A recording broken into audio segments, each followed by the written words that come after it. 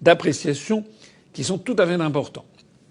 Dans son article 7, paragraphe 3, alinéa 1, j'aime bien être précis, l'Assemblée parlementaire du Conseil de l'Europe, auquel appartient la France, bien entendu, demande aux États, je cite, de s'assurer que les citoyens et citoyennes sont informés que la vaccination n'est pas obligatoire et que personne ne subit de pression politique, sociale ou autre pour se faire vacciner s'il ou si elle ne souhaite pas le faire personnellement. Dans son point 7, paragraphe 3, alinéa 2, le Conseil de l'Europe demande aux États membres, donc à la France, je cite, de veiller à ce que personne ne soit victime de discrimination pour ne pas avoir été vacciné en raison de risques potentiels pour la santé ou pour ne pas vouloir se faire vacciner. Je précise aussi d'ailleurs, en ces temps où il est question de plus en plus de faire vacciner les enfants, je précise que le Conseil de l'Europe a justement indiqué dans sa résolution, dans le point 7, paragraphe 4, alinéa 3, que les États membres doivent veiller, je cite, veiller à ce que les souhaits des enfants soient dûment pris en compte en conformité avec leur âge et leur degré de maturité.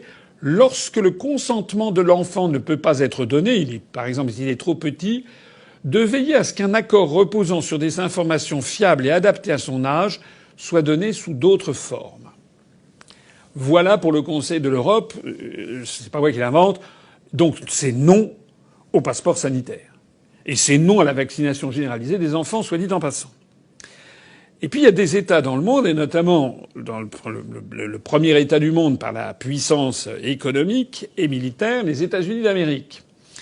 La secrétaire en charge de la presse à la Maison-Blanche, Madame Jane Psaki, début avril, a fait cette déclaration. Écoutez bien la porte-parole de la Maison-Blanche. Elle a dit, je cite, le gouvernement ne le fait pas aujourd'hui et ne soutiendra pas une procédure qui exige de porter sur soi des preuves de vaccination. Il n'y aura pas de base de données fédérale ou de mandat fédéral exigeant chacun d'obtenir une preuve de vaccination. Donc, monsieur Joe Biden, dont tous les médias, dont monsieur Macron et dont tous les bien-pensants ont plein la bouche, même monsieur Joe Biden et son administration disent non au passeport sanitaire obligatoire aux États-Unis. États-Unis, où d'ailleurs d'ores et déjà 7 États sur 50 ont interdit le passeport vaccinal. Je me plais à les énumérer ici. Il s'agit de l'Arizona, de l'Arkansas, du Dakota du Sud, South Dakota, de la Floride, de l'Idaho, du Montana et du Texas. On voit d'ailleurs dedans des États assez éloignés des grandes agglomérations comme l'Idaho ou le Montana, et puis d'autres qui sont des États géants comme la Floride ou bien le Texas. En conclusion, je considère qu'il est inconcevable qu'un passeport vaccinal soit imposé de façon obligatoire et sans consulter les Français à tous les Français. C'est contraire à ce que demande l'OMS, c'est contraire à ce que demande le Conseil de l'Europe, c'est contraire à ce que font les États-Unis d'Amérique. Il faut arrêter avec ces atteintes incessantes aux libertés publiques. Le pass sanitaire, ça doit être non, de la même façon que l'on ne vous demande pas si vous allez dîner ou dans un restaurant ou si vous allez visiter un musée, si vous êtes séropositif au virus du sida, si vous êtes vacciné contre la tuberculose ou la rubéole, ou bien si vous avez un cancer. C'est absolument inadmissible.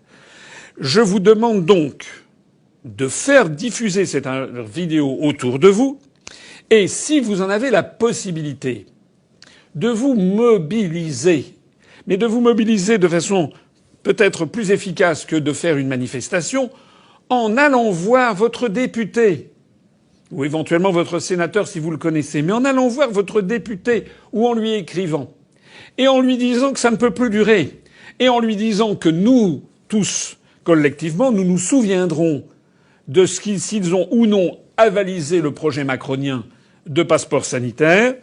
Et nous nous en souviendrons très bientôt, puisque les élections législatives, c'est dans un an, en 2022. Le passeport sanitaire ne doit pas passer, il ne passera pas. Vive la République et vive la France.